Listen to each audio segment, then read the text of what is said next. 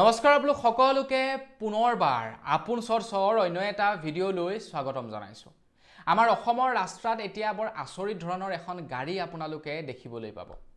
এই গাড়ীখন এতিয়া আপোনালোকে ভাৰতৰ ৰাজপথত দেখিবলৈ পাব, অসমৰ ৰাজপথত দেখিবলৈ পাব এই আচৰিত গাড়ীখন। এই গাড়ীখন কিন্তু পুলিচৰ গাড়ী নহয়, এই গাড়ীখন কিন্তু এম্বুলেন্সো নহয়, এই গাড়ীখন এক অন্য কামহে কৰিব। এই গাড়ীখনে এতিয়া আমাৰ অসমবাসীৰ সুবিধা হোৱাকৈ কিছু কামত ব্যৱহাৰ কৰা হ'ব এই গাড়ীখন, আৰু অসমবাসীৰ সুবিধা কৰি তুলিব এই গাড়ীখনে। কেৱল অসমবাসীয়ে নহয়, ভাৰতবাসীৰ সুবিধা কৰি তুলিব এই গাড়ীখনে। এই গাড়ীখনৰ ফলত আমাৰ যথেষ্ট পৰিমাণৰ সুবিধা হ'ব। তো এই গাড়ীখনৰ বিষয়ে আপোনালোকক আজিৰ এই ভিডিঅ'টোত জনাম। কি হয়, কি কাম কৰিব এই গাড়ীখনে, এইবিলাকৰ বিষয়ে জনাম। ভিডিঅ'টো প্ৰথমৰ পৰা শেষলৈকে চাই থাকিব। মই শ্ৰীপানী গগৈ, আপোনালোকে চাই আছে আপোন চৰ্চ। আহক আৰম্ভ কৰোঁ আজিৰ ভিডিঅ'। আগবাইছোঁ আজিৰ খবৰটোৰ ফালে। তো এই গাড়ীখন হৈছে AI সংযুক্ত এখন বিশেষ অট'মেটিক বাহন, যিখন বাহনে এতিয়া আমাৰ ভাৰতবৰ্ষৰ বেয়া ৰাস্তাসমূহ তেখেতে চিনাক্ত কৰিব।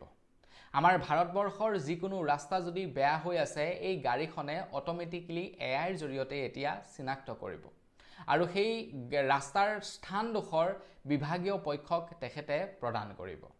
মানে আমাৰ ভাৰতবৰ্ষৰ ৰাস্তাসমূহ বেয়া হৈছে বুলি আমি এতিয়া কমপ্লেইন কৰিব নালাগে, যে আমাৰ ঘৰৰ আগফালৰ ৰাস্তাটো গাঁত এটা আছে, সেই সম্পৰ্কে আমি কমপ্লেইন কৰিব নালাগে। তো এই গাড়ীখনে অট'মেটিকলি এতিয়া আমাৰ ঘৰৰ আগফালে থকা ৰাস্তাটো পৰ্যবেক্ষণ কৰিব।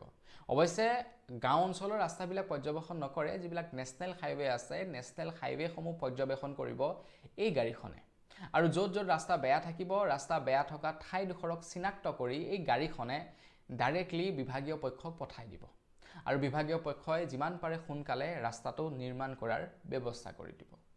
এই গাড়ীখনত থাকিব আৰ্টিফিচিয়েল ইণ্টেলিজেন্স অৰ্থাৎ AI। এই গাড়ীখনত থাকিব অত্যাধুনিক কেমেৰা, অত্যাধুনিক সা সৰঞ্জাম, যিখন গাড়ীয়ে কেৱল ৰাস্তাটোহে নিৰীক্ষণ কৰিব।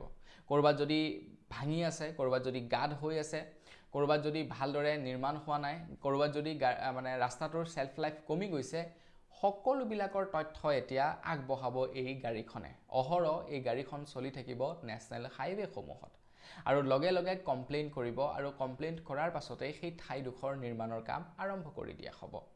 এতিয়া যেতিয়া নেকি মানুহৰ দ্বাৰা এই কামবিলাক কৰা হয়, তেতিয়া মানুহৰ দ্বাৰা কামবিলাক কৰোঁতে কিছু সময়ৰ প্ৰয়োজন হয়।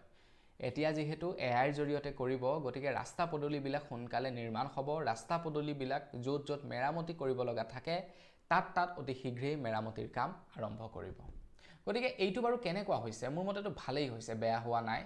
মানুহৰ তুলনাত আৰ্টিফিচিয়েল ইণ্টেলিজেন্সে এতিয়া এই কামবিলাক কৰিব, আৰু এইটো ভাল হ'ব।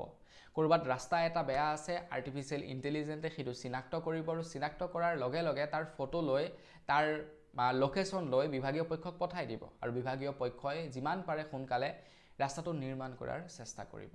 ভাল হ'ব নে বেয়া হ'ব, কমেণ্ট ছেকশ্যনত জনাব।